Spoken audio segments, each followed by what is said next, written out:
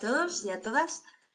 Empezamos con el webinar de hoy, que está contemplado dentro del plan de formaciones de GES Academy.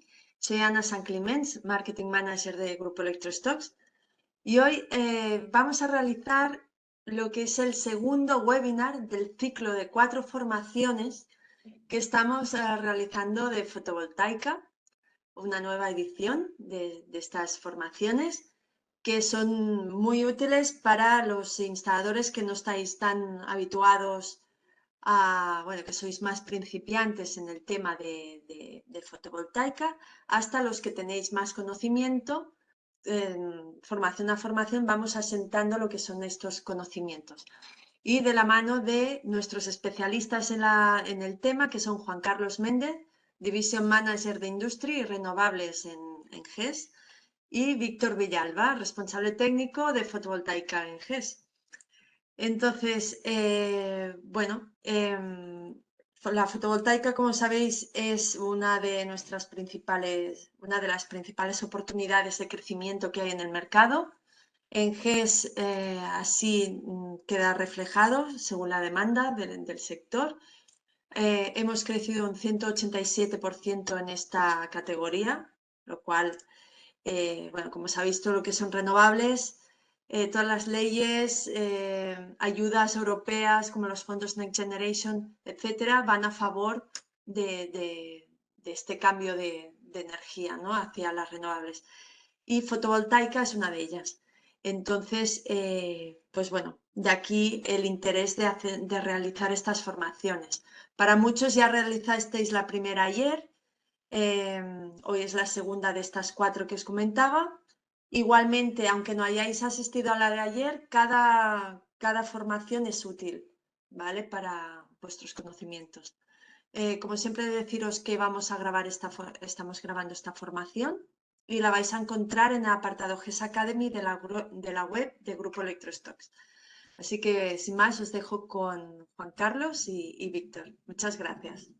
Muchas gracias, Ana. Muy buenas tardes a todos. Gracias por estar aquí bueno, atendiendo a esta formación. Hoy es la segunda, como decía Ana, hoy es la segunda formación del segundo ciclo de formaciones de fotovoltaica, de las 4 que tenemos en cada uno de los ciclos. Y hoy nos vamos a centrar en aquellos aspectos más relevantes a la hora de tener en cuenta a la hora de hacer el dimensionado de una instalación. Vamos a hacer un breve repaso de lo que vimos ayer de la parte de componentes, pero simplemente vamos a entrar de una manera muy rápida a repasar esos componentes que vimos ayer un poquito más en detalle, y nos vamos a centrar en aquellos aspectos que son más importantes, como pueden ser la orientación, como pueden ser las sombras, como pueden ser varios aspectos a tener en cuenta importantes en el dimensionado de la instalación, para luego pues ya abordar lo que sería el dimensionado propiamente dicho, ¿vale? Para los que no estuvisteis ayer, simplemente una pincelada de quién es Grupo Electrostocks. Muchos nos conoceréis. Para aquellos que no los conocéis, Grupo Electrostocks es un grupo de distribución de material eléctrico, de climatización, fotovoltaico, con 42 años de experiencia, ¿vale? Una trayectoria bastante amplia, y en los últimos años hitos a tener en cuenta pues es la incorporación de Grupo Electrostocks al Grupo Burz, ¿de acuerdo? Entonces, estamos dentro de una multinacional y pertenecemos a la división, que es la división BEC, que es la división que se dedica a la distribución de material eléctrico, climatización y fotovoltaico, ¿vale? Esta división tiene un ámbito de actuación a nivel europeo. Estamos presentes en varios países a nivel europeo, como pueden ser Alemania, Italia, Polonia, República Checa, Eslovaquia, Lituania, Letonia, Estonia, y a través de Grupo Electrostocks en España, ¿vale? La proyección que hemos tenido a nivel de ventas en Grupo Electrostocks durante los últimos años, pues bueno, el último año tuvimos un crecimiento de prácticamente 100 millones de euros respecto a la cifra de facturación del 2021, llegando a los 442 millones de euros. de esos 442 millones de euros, pues prácticamente, si consideramos el cableado y demás, pues prácticamente 60 millones corresponden a toda la parte de fotovoltaica, y el objetivo este año pues es de llegar a una facturación de 500 millones de euros. Una de las cosas que más nos destaca y en la que más esfuerzo y dedicación hemos puesto empeño en los últimos años ha sido en la especialización. O sea, todo lo que es focalizarnos en tener equipos técnicos preparados, formados y capacitados para poder asesoraros en las diferentes áreas de especialización que tenemos dentro de Grupo Electrostocs, como pueden ser pues, toda la parte de industria, como puede ser toda la parte de vehículo eléctrico, de climatización y aerotermia, de iluminación, bueno, IoT podríamos incluirlo dentro de la parte de industria, y por supuesto fotovoltaica. Dentro de la parte de fotovoltaica, unas pinceladas. Tenemos 13 especialistas en oficinas centrales, ¿de acuerdo? Y 25 especialistas repartidos por toda la geografía a nivel nacional. Con lo cual, estamos en condiciones pues, de ofreceros un servicio y un soporte lo más cercano posible a vuestras instalaciones, a vuestros clientes, para poder ayudaros en el asesoramiento, desde el asesoramiento preventa hasta el asesoramiento postventa. O sea, una vez habéis hecho una instalación, habéis hecho el dimensionamiento y habéis ejecutado esa instalación, pues si hay necesidad de hacer una puesta en marcha, necesidad de hacer alguna revisión de esa instalación, pues bueno, nos tenéis a vuestra disposición, porque uno de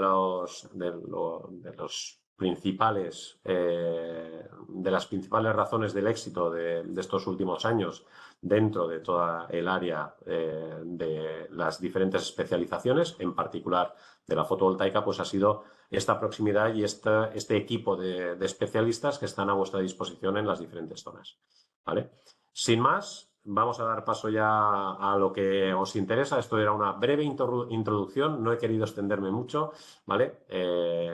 Y vamos a ver, pues, los componentes, como ya os hemos dicho, va a ser una revisión muy rápida, y luego ya vamos a entrar en los detalles, los aspectos realmente importantes a tener en cuenta para la realización de una instalación y el dimensionamiento. ¿De acuerdo?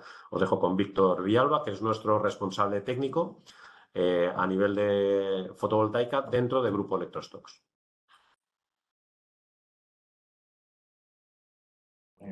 Empezamos un poquito así rápido por encima.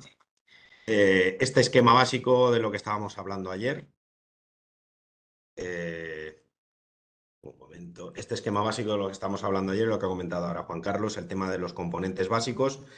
Los componentes de una instalación de autoconsumo residencial o pequeño comercial o industrial, ¿vale? ¿Qué tenemos? Módulos fotovoltaicos, tenemos la estructura, tenemos el inversor, tenemos batería en caso de que sea un sistema híbrido y el medidor.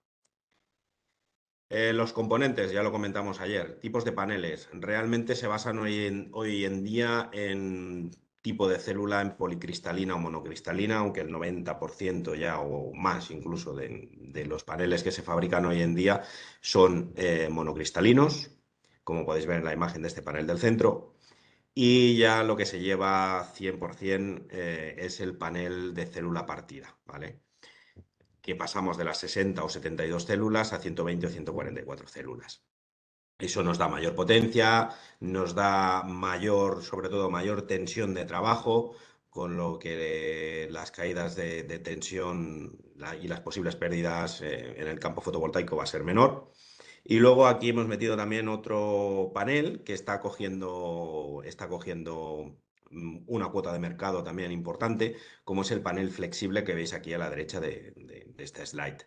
El panel flexible, hasta ahora lo que se utilizaba y las potencias que habían eran potencias relativamente pequeñitas, en torno a los 100, 160, 180 vatios, y se utilizaban más para todo el tema de caravaning, de furgos, en el tema de barcos.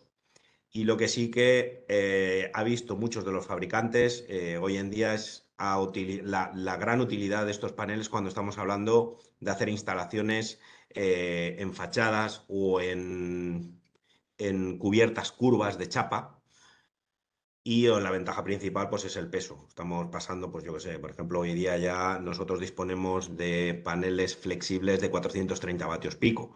Ya es una potencia considerable y con una reducción del peso, creo recordar que el de 430 pesaba unos 7 kilos aproximadamente respecto a los 31, 32 kilos que pesa un panel convencional, ¿vale? Por lo tanto, es una de las opciones que se están cogiendo fuerza en zonas donde por peso no podemos sobrepasar el peso de la cubierta o por curvatura o por el tema también de instalaciones con fibrocemento, con uralita, la cual no nos permite la normativa perforar. Entonces es una opción muy buena a tener en cuenta dependiendo de la tipología de la instalación que vayamos a hacer. Aquí hoy repasamos un poquito más lo que comentamos ayer de la importancia de la orientación y la inclinación y las pérdidas de potencia o el rendimiento que sacamos o la radiación recibida, mejor dicho, dependiendo de la orientación y la inclinación.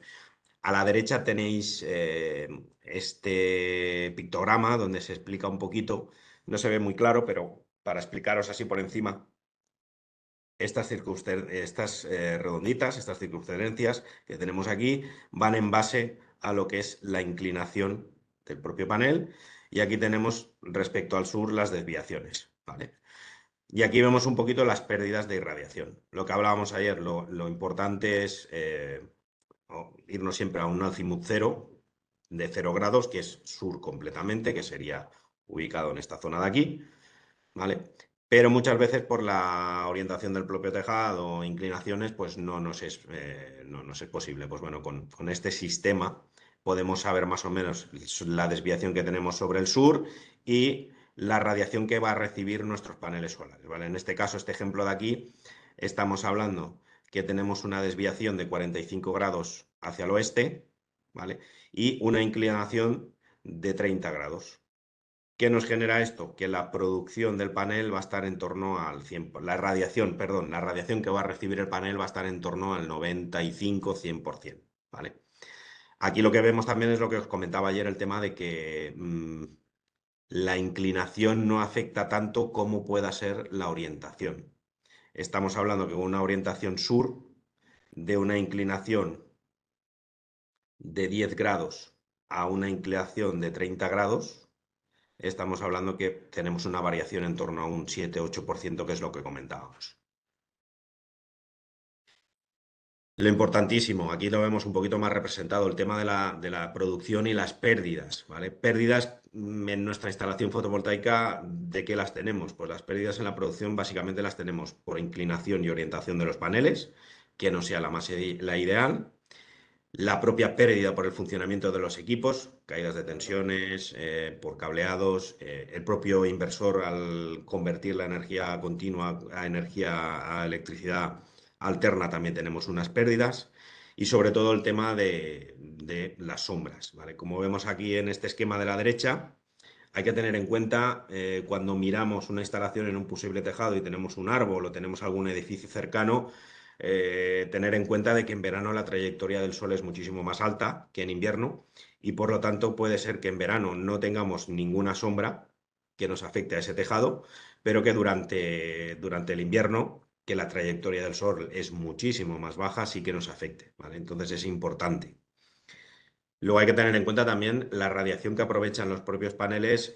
Obviamente la principal es la radiación directa, la que nos inciden los rayos directamente por orientación e inclinación del propio sol. Una parte es radiación difusa, que esa radiación difusa, pues por el tema de polución ambiental, nubes, nos hace un poco de filtración y hay una parte de la radiación que capta el panel que es difusa y luego la reflejada, ¿vale? Por reflejo contra la propia superficie.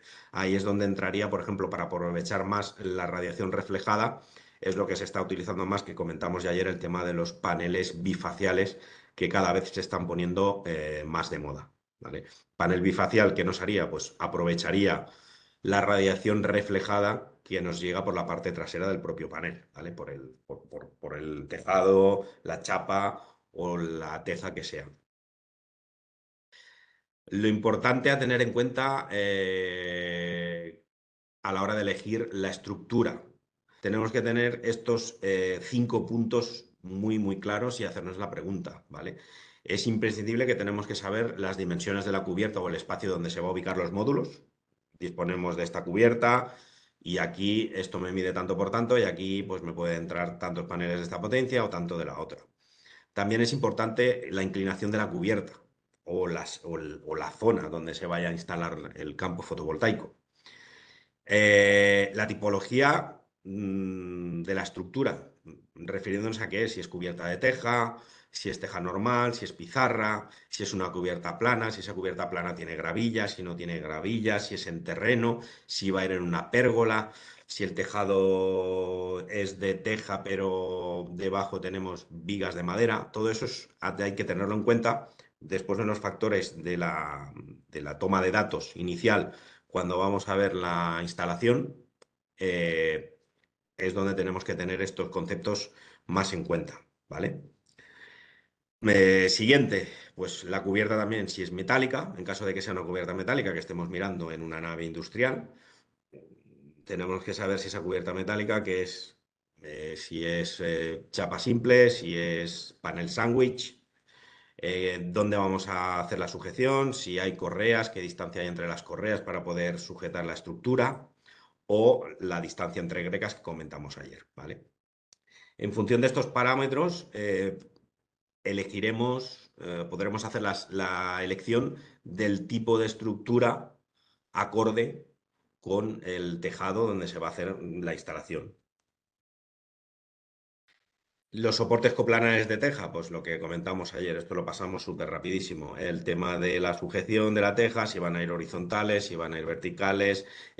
Importante el tipo de panel que vamos a instalar para la medida, para seleccionar bien el tipo de estructura que necesitamos. Y lo mismo cuando estamos trabajando con soportes coplanares. Importante sobre todo también el tema de cómo voy a instalar los paneles, si van a ir en vertical o van a ir en horizontal. Porque todas las estructuras tenemos diferentes referencias para diferentes modos de instalación del panel, ¿vale? Normalmente trabajamos con las de Sunfer y Sunfer nos da o V para instalación del kit vertical o H para el kit horizontal. Lo que comentábamos antes de la fijación importante cuando estamos hablando también con chapa. También es importante porque si os fijáis hay diferentes tipologías de sujeción. La primera que vemos aquí, en la zona esta de aquí de la izquierda, de la derecha, perdón, esto sería fijación a correa. O sea, aquí se está perforando el panel sándwich y el autotaladrante que lleva el propio soporte lo que hace es coger la propia correa, ¿vale? Otra de las más utilizadas, aunque no sea microcarril, que sería con el perfil completo, es esta de aquí, la cual está sujetándose entre las grecas, ¿vale? Otra que hay, si la cubierta es de chapa simple, sería esta de sujeción en las grecas mismas también, pero en la unión entre planchas. Los soportes inclinados, 3/4 de lo mismo, dependiendo de si van a ir en una cubierta plana de chapa, no va a ser de chapa, si va a ir con contrapeso o no va a ir con contrapeso, tenemos que seleccionar exactamente lo mismo. Paneles horizontales, paneles verticales, y aquí sí que tenemos que tener muy en cuenta el tema del tamaño del panel, ¿vale? Porque si os fijáis, la distancia que hay del panel al suelo es mínima, y si cogemos una estructura la cual está diseñada para la sujeción de paneles de hasta 2,2 metros de largo, no podemos instalar un panel de 2,4 porque nos va a tocar, ¿vale? Lo que hace mucha gente, y no es correcto, es decir, bueno, el panel lo subo más para arriba, que me vuele más por la parte de arriba y ya evito de que me toque en el suelo. Esa solución no es buena porque tener en cuenta que esto está calculado para la fuerza que tiene que resistir, digamos, del viento, por ejemplo, el propio panel, no sufra y no se llegue a partir el cristal, que no sería la primera vez que ha sucedido eso, que se ha puesto una estructura pequeña con un panel grande y de la fuerza del propio viento no ha salido volando la estructura ni el panel, pero el punto de voladizo es más alto y se ha producido una rotura en el cristal en esta zona de aquí. El inversor fotovoltaico también. ¿Qué es lo que nos hace? Pues al final transforma la corriente continua en corriente alterna. Lo que trabajan siempre y hoy en día todos los inversores fotovoltaicos llevan el mismo sistema, el sistema del seguimiento del punto de máximo rendimiento del panel, el MPPT. Siempre buscan que los paneles estén trabajando en sus condiciones más óptimas, dependiendo de la radiación y la hora del día que sea, ¿vale? Siempre lo que hacen es llevar la curva del MPPT al punto más óptimo para sacar el máximo rendimiento del propio panel. Los inversores de red o los inversores de autoconsumo, que vienen a ser lo mismo, ya sean híbridos o no, todos suelen emitir una Wi-Fi, ¿vale? Hoy en día, pues podríamos decir que el 90% de los inversores, toda la configuración se hace a través de una aplicación, que en el próximo webinar de la semana que viene, del martes, empezamos ya en el tema de puestas en marcha de instalaciones. Todos utilizan su propia aplicación y lo que tienes que hacer es conectarte a través de su aplicación a la red Wi-Fi, al punto Wi-Fi que genera el inversor, y desde ahí realizar la configuración. Todavía queda alguno por ahí que mantiene una pequeña pantallita y un pequeño teclado para poder realizar la puesta en marcha, pero la mayoría es así. Aparte, este sistema, o sea, esta red Wi-Fi, este punto de acceso Wi-Fi que genera el inversor, lo que nos va a ayudar es a poder conectarlo, enlazarlo con la Wi-Fi del cliente y tener el punto de salida, el punto de conexión con el portal web del fabricante para poder crear la planta y tanto nosotros como nuestro cliente, como el usuario, poder... ¿No se oye, están diciendo? ¿No se escucha? Sí, sí que se escucha. Vale, vale, porque he visto ahí en el chat a alguien que decía no se oye. Vale, vale, sigo. Ah, Vale, será que tiene el puesto en silencio a lo mejor. quizá. El tema de la Wi-Fi, lo que comentábamos, es lo que nos ayudará a poder enlazar y en el portal y crear la planta para poder visualizar, ¿vale? Eh, ¿Qué más? Todos dan la opción de sustituir este pincho Wi-Fi por un pincho LAN o por un pincho 4G. En el caso de instalaciones donde el usuario prefiera que esté conectado por cable o donde no hay buena cobertura, o sea, no tienen internet y se quiere monitorizar, entonces en ese caso lo que se monta es el pincho 4G, el cual se le puede añadir una tarjeta de datos, un duplicado de tarjeta de datos y ya tenemos el internet para poder monitorizarlo, ¿vale? La gran mayoría digo, sobre todo los trifásicos y algunos ya monofásicos se puede hacer, hay la opción de conectarlos en paralelo, ¿vale? Para aumentar la potencia. Digo que la mayoría y normalmente trifásicos porque la verdad es que los monofásicos están pensados para la instalación en doméstico y todos en monofásico como mucho llegan a potencias de 10 kilovatios, ¿vale? Máximo 10 kilovatios en monofásico. Como bien sabéis, algunos modelos son híbridos, tienen la posibilidad de trabajar con o sin baterías y eso lo que nos da es una mayor autonomía a poder tener un ahorro muchísimo más grande que no el trabajo directo, ¿vale? Y luego todos llevan la combinación, la gran mayoría llevan el medidor, el meter, el conocido y famoso meter, con el cual se comunica al inversor y es el que da la orden en los equipos híbridos para cargar baterías y tanto en híbridos como no en híbridos, para el tema del vertido cero o el tema de control, de poder monitorizar los consumos y las cargas de la instalación. Tema de baterías de litio, esto lo pasamos bastante rápido, ¿vale? La gran ventaja, pues una gran densidad energética, poco espacio, peso reducido en comparación, muchísimos ciclos de carga y descarga, 6.000 ciclos aproximadamente, eficiencias muchísimo más altas que las baterías convencionales de plomo ácido, 98%. Todos tienen una garantía que va entre 5 y 10 años, ¿vale? Cuando las de plomo ácido, dependiendo del fabricante, te dan de 6 meses, lo más habitual es un año y rara fabricante te da 2 años, ¿vale? La profundidad de descarga es muchísimo más grande en el litio. Tener en cuenta que podemos llegar a profundidades de descarga del 90%, aunque lo recomendable es no sobrepasar el 80-85% para alargar la vida útil de la batería, cuando en el plomo nos quedamos en 60%.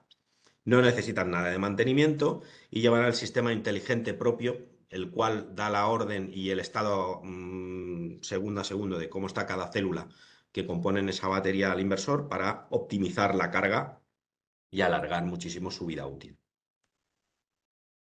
Importante, que esto ayer no lo comentamos y aquí ya empezamos a entrar más en materia, tener en cuenta que las baterías de litio se dividen en dos familias, las LV, las low voltage, o las high voltage, las de bajo voltaje o las de alto voltaje. Las de bajo voltaje son baterías las cuales se utilizan, están más pensadas y se utilizan más en sistemas domésticos o sistemas comerciales pequeños, ¿vale? Su funcionamiento medio, la tensión media de funcionamiento está en torno a los 50-54 voltios, ¿vale? ¿Eso qué conlleva? Conlleva que trabajamos con amperajes más altos, con una corriente más alta. Por lo tanto, los cables deben ser de una sección mayor a si trabajamos con alto voltaje, ¿vale? Y se pueden ampliar en paralelo, ¿vale? Siempre hay un número máximo, pero por ejemplo, con nuestro principal fabricante como es Goodway, podemos llegar a tener de la de bajo voltaje en paralelo hasta 8 módulos de 5,4 kilovatios. Lo más habitual para una vivienda como máximo es entre 10-15 kilovatios de almacenamiento, que estaríamos hablando de entre 2, 3 módulos de batería. Las baterías de litio de alta tensión funcionan con voltajes más altos, lo que nos lleva a que los amperajes son más bajos, por lo tanto la caída de tensión es menor y podemos ir con secciones de cable de 10 versus a los 25-35 milímetros que necesitamos en una batería de bajo voltaje, ¿vale? Y también se pueden ampliar en este caso, pero ampliar en serie, ¿vale?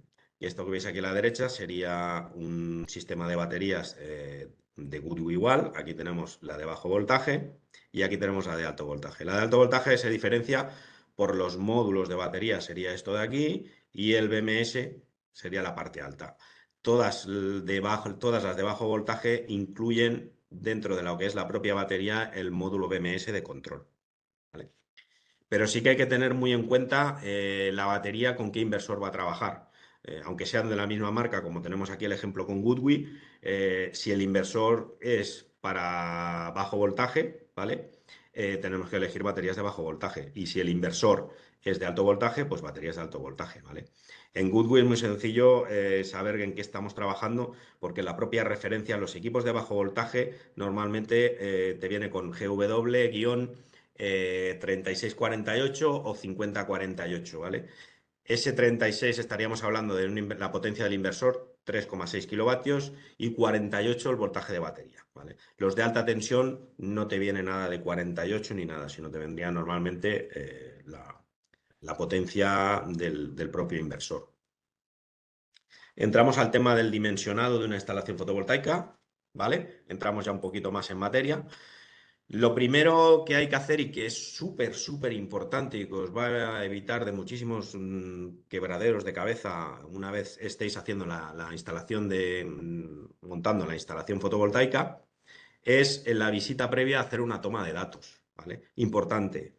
Pues distancia del string o los strings, o sea, de donde voy a instalar los paneles hacia donde se puede montar el inversor. Distancia entre el cuadro general de la vivienda con el inversor, ¿vale?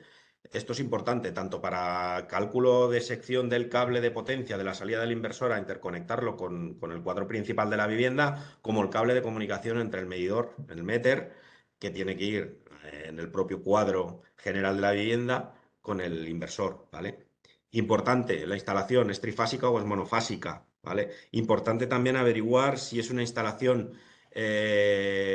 trifásica 230, ¿vale? O instalación bifásica, que por algunas zonas de España todavía tenemos bastantes instalaciones de estas.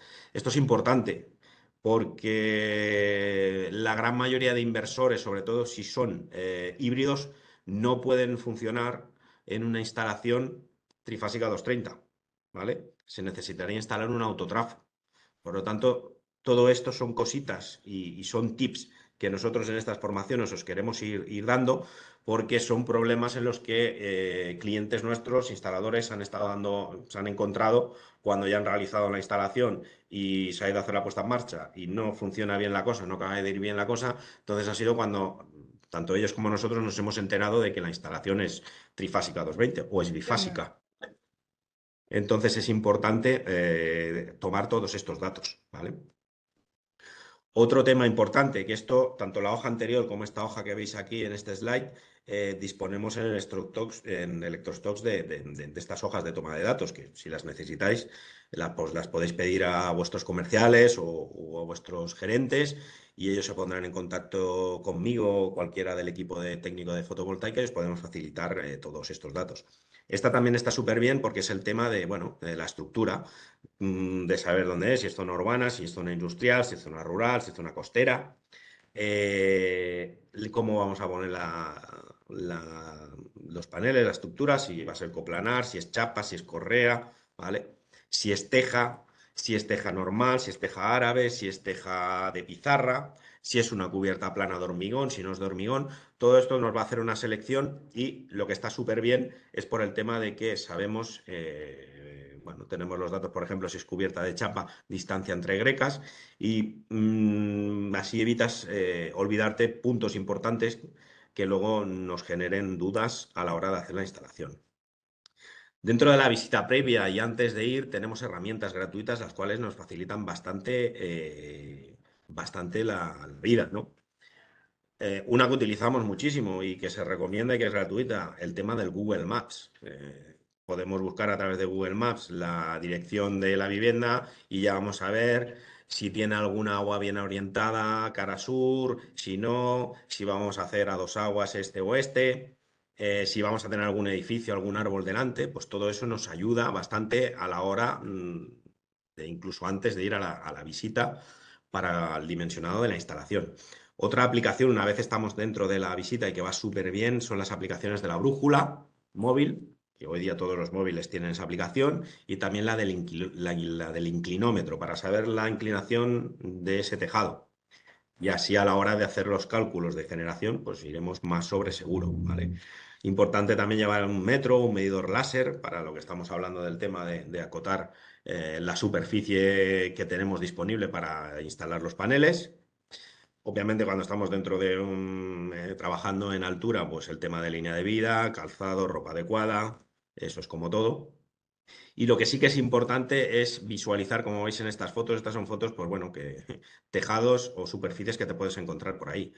Es importante ver el estado de la cubierta, las tejas donde tengo que fijar, cómo hay, qué hay debajo, qué no hay, para que cuando lleguéis a hacer la instalación, pues no os encontréis con estos temas, ¿vale? Otro tema importante para hacer el dimensionado es disponer de las facturas, ¿vale? Lo mejor, si estamos hablando de una instalación doméstica, con una factura más o menos se puede ver los tiros por dónde van. Pero si estamos hablando de una instalación comercial, industrial, lo mejor es disponer de las 12 facturas, ¿vale? Nosotros desde Electrostocks disponemos de un software específico de cálculo y de dibujo de paneles. Y si necesitáis hacer un cálculo para ir sobre seguro y hacer un informe con amortización y toda la historia, lo mismo que he dicho antes, os ponéis en contacto con vuestro comercial, con vuestro gerente y le solicitáis, oye, quiero que me dimensionéis, que me hagáis el estudio de una instalación fotovoltaica y lo que os he estado comentando. Si es en doméstico, si se puede disponer de las 12 facturas, muchísimo mejor. Pero en doméstico, con una factura más o menos sabemos por dónde van los tiros, ¿vale? ¿Por qué lo sabemos? Pues porque vemos un poquito y lo habitual y normal es la hipótesis de que en una instalación residencial, abro comillas, digo habitual, lo más normal, es que entre el 30 y el 40% del consumo, ¿vale? Va a ser durante horas solares. El resto del consumo de la vivienda va a ser durante las horas de no radiación, ¿vale? Eso también nos lleva a la hora de dimensionar de buenas a primeras, sin hacer un cálculo rápido, o sea, perdón, haciendo un cálculo rápido sin entrar a hacer cálculos específicos y más largos, nos dice de que la instalación, la potencia que vamos a tener que instalar va a ser, la gran mayoría de veces, es el 50% de la potencia contratada. Por ejemplo, en este ejemplo de aquí, si veis 5,5 kilovatios de potencia contratada, es una vivienda normal, digo, una vivienda normal, que no tenga climatización eléctrica, o sea, que no tenga una aerotermia para calentarse durante el invierno, que se calienten con gas, con gasoil, con leña, etc., etc., y que el consumo sea el normal, nos iríamos a una instalación a partir de 2,5 kilovatios, ¿vale? Y una vez se realizan los estudios, la experiencia de estos años nos lleva a que va por ahí, ¿vale? Si es una instalación de 5,5 kilovatios, entre 2 y 3 kilovatios es la potencia máxima a instalar de inversor que nos sale, ¿vale? Si estamos hablando de industrial, la cosa ya cambia, ¿vale? La cosa se va a que durante las horas de radiación solar, por los datos y estudios que hemos realizado durante estos años, nos lleva a que es el 60 al 70% del consumo eléctrico en una industria se basa durante las horas de radiación. Aquí tendremos el cálculo más o menos, ¿vale? Más o menos tanto en una opción como en otra, ¿vale? Con una sola factura lo que tenemos que hacer al final, si tenemos una sola factura, es extrapolar esta gráfica que nos ponen aquí siempre, ¿vale? Y partiendo del consumo del último año, que estaría en esta zona de aquí abajo más o menos, ¿vale? Con eso podemos sacar más o menos el consumo de la vivienda, extrapolar un consumo medio mes a mes, ¿vale? De todas maneras, en el software que os he comentado que tenemos, también con la tipología de la vivienda, aunque solo dispongamos de una sola factura, podemos introducir esos datos dentro del software y el software nos hace una estimación de cálculo de consumo basándose en el global que estamos viendo en la factura. Una vez tenemos todos estos datos, ya hemos decidido y hemos hecho el estudio, hemos hecho el cálculo y sabemos más o menos lo que vamos a instalar, ya sea por lo que os he comentado antes, del 50% en una vivienda, tenemos que hacer el diseño, ¿vale? Y lo primero que tenemos que hacer es, bueno, ¿cuántos módulos puedo poner con este inversor? ¿Vale? Yo sé que necesito una potencia, necesito generar X, pero ¿cuántos módulos puedo poner en este inversor? ¿Vale? Esto que veis aquí a la derecha es el típico datasheet, la ficha técnica de un panel fotovoltaico. Y os he puesto esto en concreto porque últimamente los fabricantes ya están haciendo una cosa bastante buena. Tenemos dos valores de medida, el STC, que es el que veis arriba, y el NOT, ¿vale? ¿Qué diferencia hay entre uno y otro? Si os fijáis, tanto las potencias como tensiones como corrientes bajan.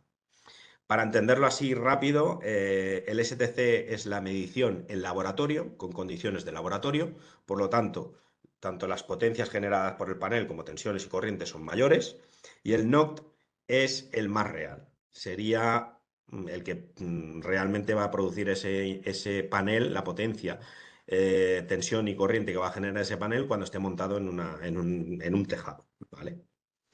Dentro de estos valores, por ejemplo, lo que yo siempre recomiendo es la tensión máxima del panel, siempre utilizar la STC de voltaje de circuito abierto, ¿vale?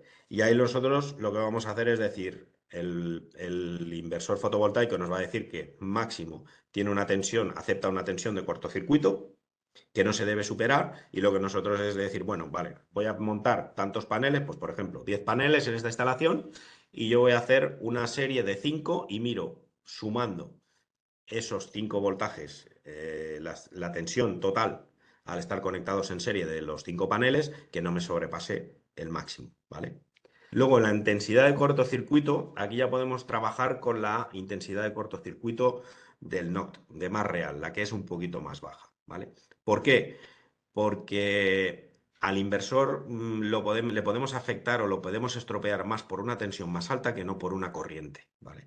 ¿Por qué? Porque el propio inversor también nos va a limitar un poco la generación de corriente, haciendo trabajar el módulo en una tensión, en una corriente, perdón, más cercana a la óptima necesaria.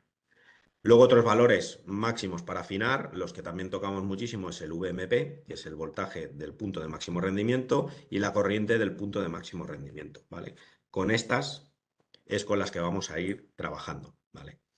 Selección del sistema del inversor, pues tenemos de tener en cuenta si vamos a trabajar con una sola orientación, si el tejado es de una sola orientación, o si tenemos dos orientaciones, ¿vale?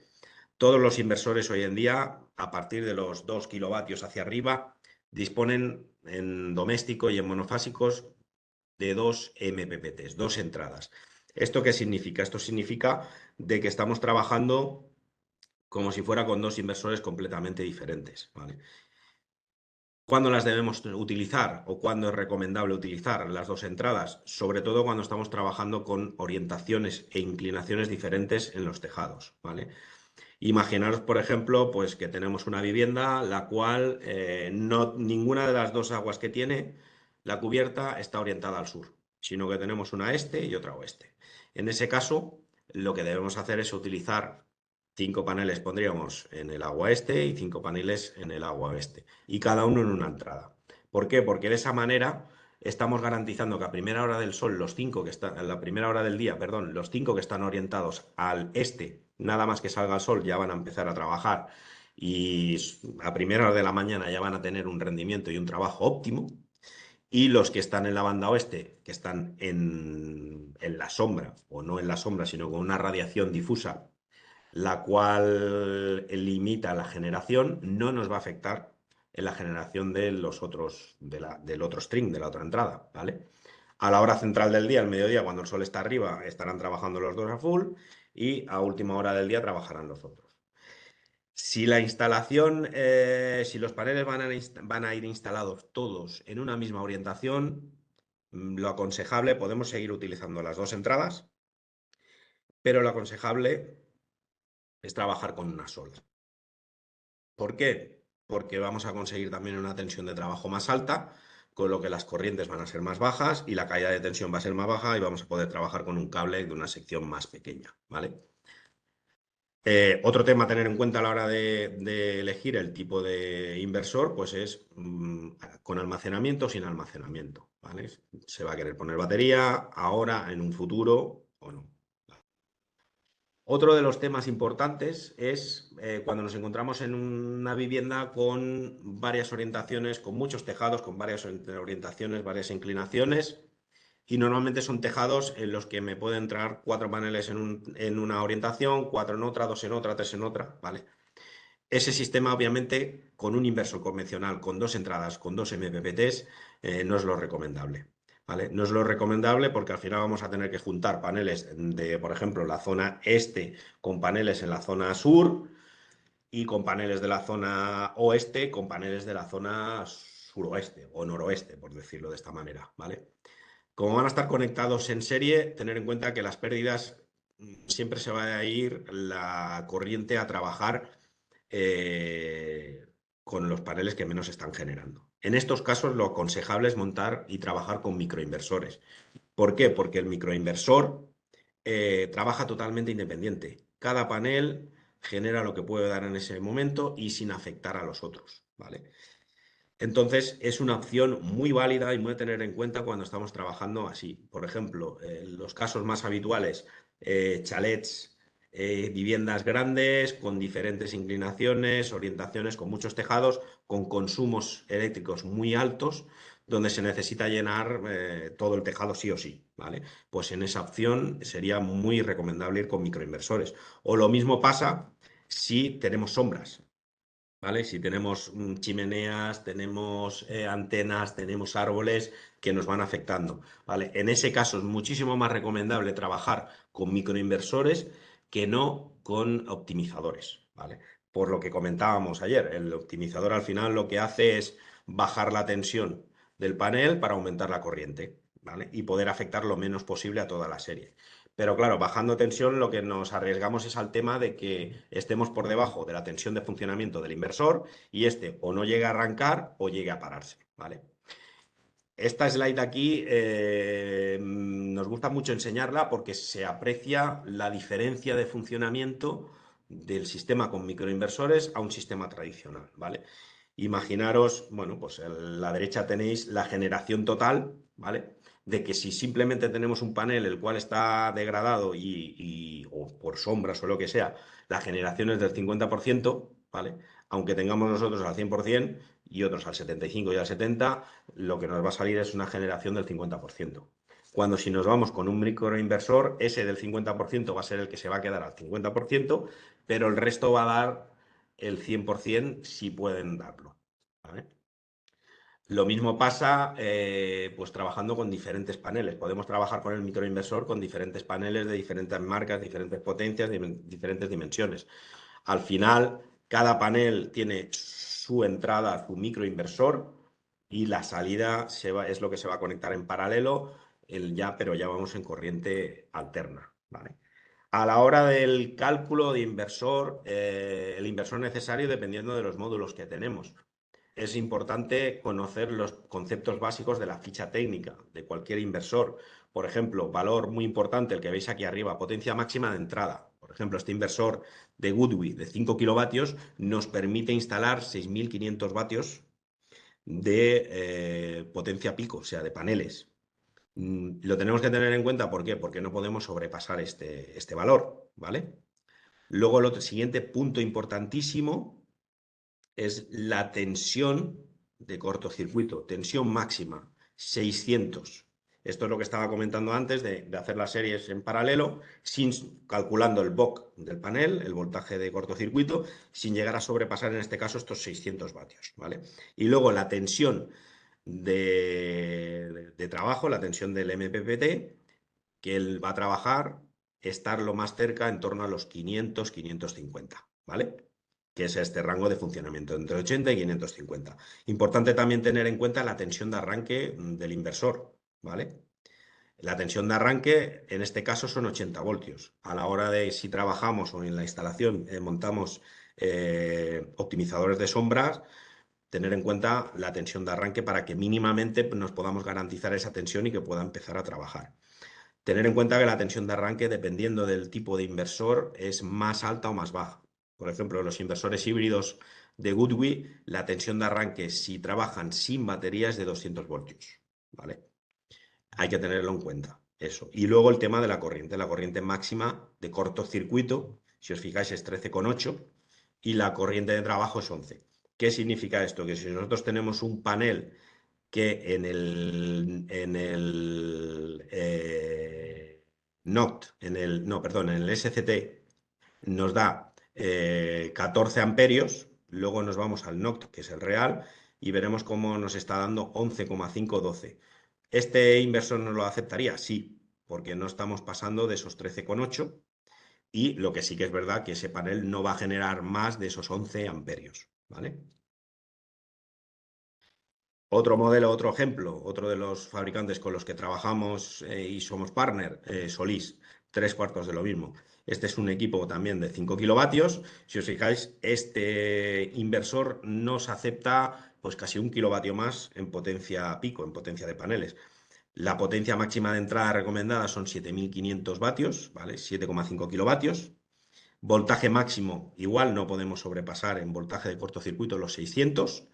Y el voltaje de trabajo del MPPT entre 90 y 520, ¿vale? Este, si nos fijamos, tiene una corriente de entrada de 14 amperios, ¿vale? Y la corriente de cortocircuito de 22. Tener en cuenta que ahora todos los inversores y a todos los fabricantes están trabajando en torno a los 16 amperios. Se están adaptando a los paneles de mayor potencia y mayor corriente, ¿vale? Que se utilizan hoy en día y que están fabricando. Un poquito aquí tenéis un esquema de uno de los software bastante conocidos como es el PV-Sys, de que veáis el tema de las pérdidas. La pérdida global estamos hablando que está siempre en torno al 8,49%, ¿vale? Y se desglosa un poquito, pues, por qué hay esas pérdidas, pues por sombreados, por radiación difusa, por el factor IAM global, por la conversión fotovoltaica, de transformarlo, la pérdida debido al nivel de irradiación, a la pérdida debido a la temperatura de trabajo del módulo, etc, etc, etc. Eso nos lleva a que lo más habitual es que la pérdida se vaya entre el 8,4, entre un 8 y un 11% es lo más habitual, ¿vale? ¿Cómo podemos solventar esas pérdidas o cómo puedo garantizar de que mi instalación, o mejor dicho, el inversor que yo he instalado esté el mayor número posible de horas en su potencia nominal? Pues viendo aquí lo que estáis viendo, lo que es el clipping, llamado por clipping. ¿Qué significa eso? Sobredimensionar el campo fotovoltaico, lo que estábamos hablando. Si un inversor es de 5 kilovatios, si tengo la posibilidad, ojo, si la superficie o el tejado donde voy a instalar los paneles puedo poner el máximo de potencia admisible, es recomendable. ¿Por qué? Porque sí que es verdad que si os fijáis aquí, todo esto de aquí lo perdemos, pero lo que hacemos es que la tensión nominal del inversor, si hacemos el ejemplo de los 5 kilovatios, voy a estar antes ya generando esos 5 kilovatios y voy a estar durante el máximo, las máximas horas posibles de radiación del día, vamos a estar generando el máximo de nominal. ¿Qué pasaría si yo me limito a una potencia pico igual a la nominal del inversor, a 5 kilovatios? Pues pasaría lo que veis aquí, ¿vale? Al final no estamos perdiendo toda esta zona de aquí, sino que esto de aquí lo estamos dividiendo aquí y aquí. Estamos generando durante más horas, ¿vale? Vamos rápido. Aspectos a considerar en el tema de la elección de los medidores, ¿vale? Tenemos que tener en cuenta, ya lo hablamos, el tipo del meter. Lo habitual y yo creo que todo el mundo prácticamente, si hablamos en instalaciones pequeñas, comerciales y residenciales, cada fabricante tiene su propio meter y ese meter te lo facilitan con el propio inversor, ¿vale? Tenemos que tener en cuenta unos conceptos muy importantes. Los parámetros eléctricos del medidor, intensidad máxima admisible, ¿vale? ¿Qué corriente me acepta el medidor? Si es monofásico o trifásico, ¿vale? Para el inversor que vamos a instalar. Si está integrado o no con el inversor. Hay varios inversores que los cuales solo necesitan el CT externo y el medidor, digamos, que lleva internamente dentro del propio, ¿vale? Sistema del protocolo de comunicación, ¿vale? Entre el medidor y el inversor. Si es de medida directa o indirecta, ¿vale? Hay medidores directos que normalmente no se utilizan tanto, pero bueno, hay algunos fabricantes que todavía los utilizan en doméstico, medida directa, entrada-salida de la corriente, o indirecta con el trafo, ¿vale? La ubicación de los cables de potencia y de la comunicación, ¿vale? Si se necesitan o no equipos adicionales para la configuración del vertido cero. Esto es importante porque hay series y inversores los cuales por una banda tienen, por ejemplo, el HomeKit de Goodwick, el cual lo que nos hace es la monitorización de generación y consumo, ¿vale? Pero para hacer un vertido cero certificado necesitamos un CT extra a ponerlo. Por lo tanto, todo eso se tiene que averiguar antes, ¿vale? La compatibilidad del equipo si no es un equipo del propio fabricante, ¿vale? Que sea compatible. Y el cable de comunicación que tenemos que utilizar entre el medidor y el inversor. Luego también hay algunos equipos de medida, como por ejemplo los HomeKit de Goodwill, los cuales necesitan Wi-Fi para comunicarse con el portal, ¿vale? Y también es importante saber la red Wi-Fi, en qué frecuencia trabajamos, 2,4 o 5 GHz. Esto es importante porque todos los fabricantes recomiendan trabajar con la de 2,4 GHz, no con la rápida, ¿vale? ¿Por qué? Porque la de 2,4 tiene una distancia más grande de recepción de datos y son más estables. Tema de protecciones, necesario e importantísimo, ¿vale? Tenemos que tener montados lo que es en la banda continua, fusibles o interruptor magnetotérmico de continua, lo más habitual son fusibles, protector contra sobretensiones de continua, ¿vale? Y un seccionador. Normalmente el seccionador, todos los equipos, por lo menos con las marcas que trabajamos nosotros, con Huawei, con Goodwill, con Solis, disponen de seccionador, ¿vale? Protecciones necesarias en la banda de alterna. Interruptor magnetotérmico de 2 o 4 polos, dependiendo de si es instalación monofásica o trifásica. Un diferencial, lo mismo, 2 o 4 polos. Y eso sí, tiene que ser siempre de clase A. Súper inmunizado, ¿vale? Y la sensibilidad de disparo, 330 miliamperios para residencial, 300 para industrial, ¿vale? Y un descargador de sobretensiones. La puesta a tierra de la estructura de la instalación fotovoltaica, la carcasa del inversor, debe ser con un tierras independiente. No se puede conectar nunca la estructura de fotovoltaica, la cual tenemos que conectar a tierras, y el sobretensiones de continuo no puede estar conectado al mismo tierras de la vivienda, ¿vale? Muchos de los problemas, fallos fallos de aislamiento, etc., que nos marcan los inversores, vienen por aquí, ¿vale? O disparos del diferencial del inversor, viene por aquí, ¿vale? Entonces es súper importante eso. El cálculo de las protecciones, pues las de continua, saber el tipo de fusible que tenemos que poner, sabiendo lo que es la corriente que nos va a generar el campo fotovoltaico, ¿vale? Si tenemos unos paneles que nos van a generar 13 amperios de cortocircuito, pues tenemos de 15, ¿vale? En el diferencial y el magnetotérmico, 3/4 de lo mismo. O sea, el cálculo se basa igual a la potencia que nos va a generar y eso es lo que tenemos que poner, ¿vale? El cálculo del cableado, la caída de tensión, se recomienda que la caída de tensión no sea superior al 3%, ¿vale?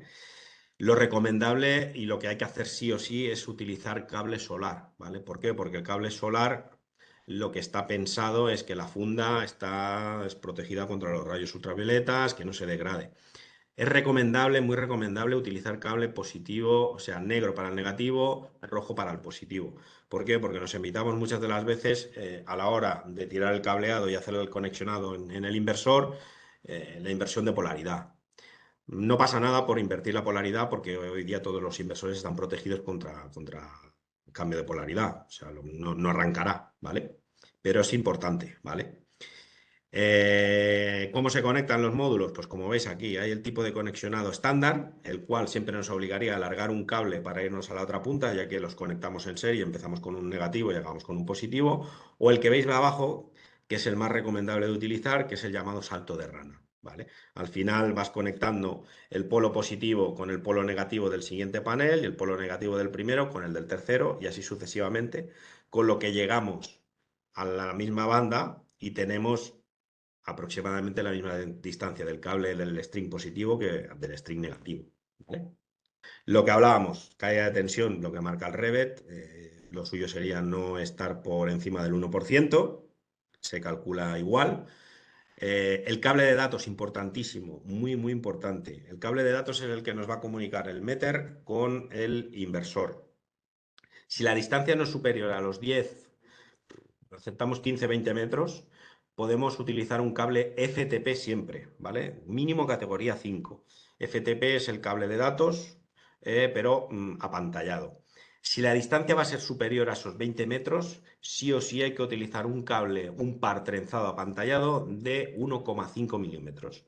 La mayoría de fabricantes con este tipo de cableado te garantizan la comunicación RS485 hasta 1000-1200 metros de distancia, ¿vale?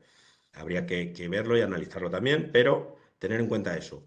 Hasta 20 metros podemos ir con un cable FTP categoría 5 como mínimo, los suyos categoría 6. Y a partir de 20 metros la distancia entre medidor y inversor, irnos al cable apantallado de 1,5, ¿vale?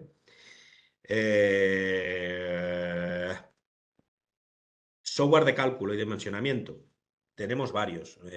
Hay uno que es PVGIS, que es este que veis aquí, que es totalmente gratuito. Si buscáis PVGIS en internet lo encontraréis y está bastante bien porque este software al final es un software de cálculo de generación de sistemas fotovoltaicos homologados por la Comisión Europea. Y aquí lo que sí que podemos hacer es saber, decirle al cliente cuántos kilovatios va a generar su instalación. Al final te sale este mapa de aquí, aquí abajo ponemos la dirección, no es necesario ponerle la dirección detallada, sino, pues yo qué sé, Madrid o Huelva. Ponemos aquí, le damos a ir y luego lo siguiente que tenemos que hacer es rellenar aquí, en esta zona de aquí, si os fijáis, silicio cristalino ya se queda tal cual, que es el tipo de panel, la potencia instalada. Aquí se debe poner la potencia pico, ¿vale? Pues si he puesto 10 paneles de 550, 5,5 kilovatios, ¿vale? Lo siguiente es las pérdidas del sistema. Por defecto se quedan siempre en 14, lo que hemos estado hablando, que la media es entre 8 y 10, ¿vale? Yo prefiero siempre poner aquí 14, poner un poquito más de pérdidas. Lo siguiente que tenemos que hacer es poner la inclinación y la orientación, partiendo de que 0 grados es sur y desviación en positivo es hacia el oeste y en negativo hacia el este, ¿vale?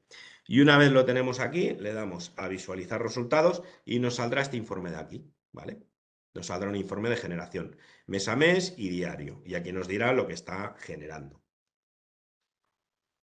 Otro software de dimensionado para saber el tipo de panel que pongo, cuántos puedo poner y cuál es el recomendable para el tipo de inversor que he elegido. Todos los fabricantes de hoy en día tienen en su página web un dimensionador, donde tú pones el tipo, las características. La mayoría ya los tienen entrados todos los paneles, pero si no, tú teniendo la hoja del datasheet del panel, tú introduces todos los datos que te van pidiendo, de VOC, de IMPPT, de UMPPT, y al final te dimensionan los paneles y las series necesarias y cómo las tienes que hacer, ¿vale? Tienes por una banda, tienes el de Goodwin, tienes el de Solís, todas las marcas del mercado tienen todos estos dimensionadores.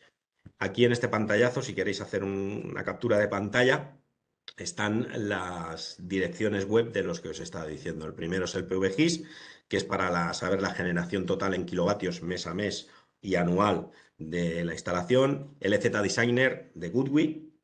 Solís tiene el Solar Configuration, ¿vale? Rielo trabaja también con el PV Configuration, el 3.0. Huawei tiene el Smart Designer. Y luego Sunfer en su propia página web tiene un selector de estructura dependiendo de la tipología, con aquellos datos que os he estado explicando anteriormente. Y nada más, comentaros lo que ha comentado Juan Carlos al principio del webinar. Desde GES disponéis de un equipo técnico en total de más de 40 personas, 25 repartidas por puntos de venta y 13 desde central, para lo que necesitéis, para el tema del asesoramiento, la realización de estudios, ofertas, visitas previas a obra, para ayudaros en las primeras instalaciones, a hacer una distribución correcta, distribución del material, cómo hay que instalarlo y todo lo que necesitéis, bueno, tema de asesoramiento, tramitación de proyectos, soporte durante todo el proceso, tanto antes de la venta como postventa, y ayudaros en las puestas en marcha que necesitéis, ahí nos tenéis, ¿vale? Y nada más, comentaros que la semana que viene, el martes, creo que es, y el día 11, entramos ya en lo que será el webinar de checklist de verificaciones antes de la puesta en marcha y lo que sería la puesta en marcha de los equipos residenciales de Goodwe. El miércoles día 12 tendremos el último, que será para el tema de puestas en marcha de equipos Goodwe, comerciales e industriales, ya con loggers, con el SEC1000, un poquito más complicadas, ¿vale? Y por mi parte, pues nada más, señores. Daros las gracias a todos por vuestra presencia y nada, y os esperamos el martes que viene en la siguiente. ¿De acuerdo? Muchas Muy gracias bien, a todos por Muchas gracias. Venga, un saludo, que vaya muy bien. Muchas gracias a los ponentes, gracias a los asistentes. Nos vemos en el webinar de la semana que viene. Gracias. Adiós. Hasta luego.